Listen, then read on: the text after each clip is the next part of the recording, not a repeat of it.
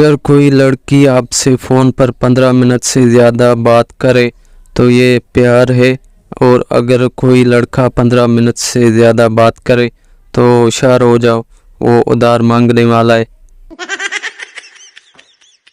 लड़का ठोकर लगने से गधे के पाँव में जा गिरा। करीब गुजरती हुई लड़की बोली, बड़े भाई के पाँव छू रहे हो? लड़का बोला, जी भाभी। मियाँ बीवी किसी की शादी पर गए।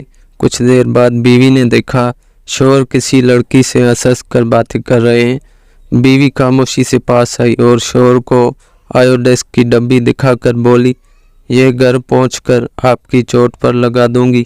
शोहर, मगर बेगम मुझे चोट कहाँ लगी है? बीवी गुस्से से, पर अभी हम घर भी कहाँ पहुँचे हैं। चोर ने अपनी बीवी को सोने का हार गिफ्ट किया।